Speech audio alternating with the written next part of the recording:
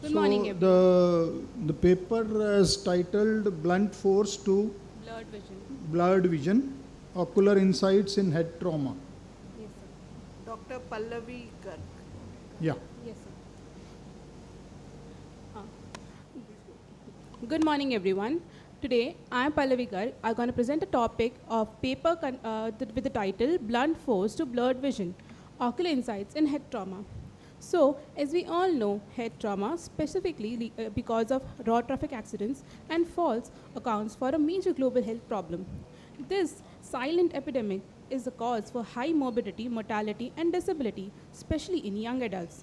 Ocular involvement is seen in 25 to 83% of such cases, and a missed ocular trauma could lead to permanent vision loss or blindness. Hence, ophthalmic evaluation gives us early clues to severity of the disease and also important prognostic information for neurological status.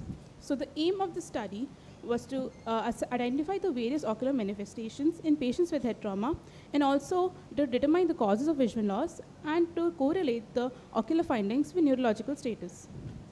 This was conducted in August of 2022 to April 24 in Venlock Hospital and KMC Atawar in Mangalore. It is a hospital-based cross-sectional study which included 98 patients with head trauma and ocular involvement. Any patients with pre-existing ocular pathologies, vitreoretinal diseases like retinal detachment, ocular trauma, or orbital trauma were excluded from this study.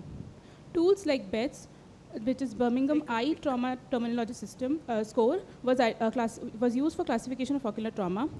OTS, ocular trauma score, was used for visual prognosis. GCS and RTS were used for neurological status and prognosis.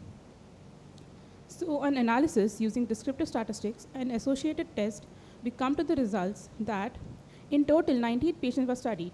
The mean age was 36-year-old and most were young men, which is 98% between the age of 21 to 40. Road traffic accidents were seen in 61.3% of the population, whereas the second followed by falls and risk, which was seen in 31.6%.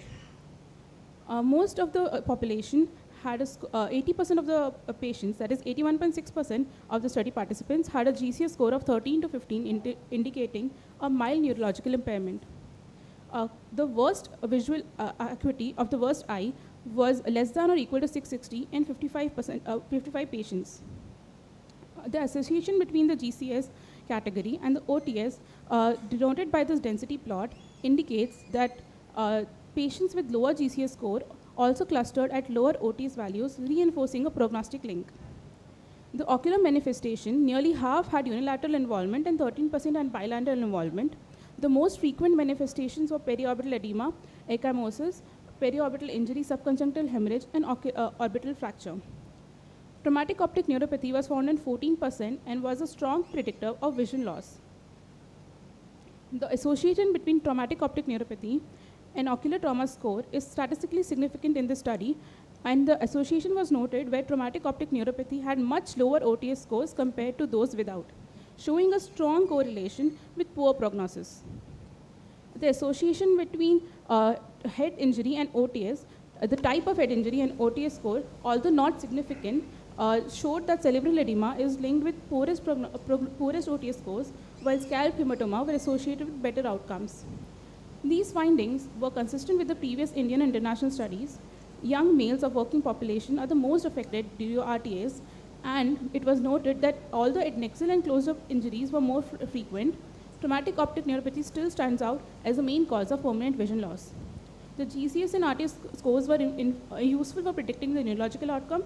Similarly, the OTS score was strongly correlated with ocular prognosis. Hence, the study emphasizes on the need for early ophthalmic evaluation in all head injury patients to avoid any misdiagnosis and preventable blindness. The limitations of the study is that it is a single center study with a relatively small sample size and short follow-up. There may also have been a referral and intervention observational bias, and management outcomes were not assessed. To conclude that ocular manifestations are frequent in head injury, with traumatic optic neuropathy being the most important cause of poor vision. And OTS is a very useful tool for prognostication. In the end, I would like to conclude with head injury patients deserve prompt ophthalmic evaluation because saving sight is as vital as saving life. Thank you.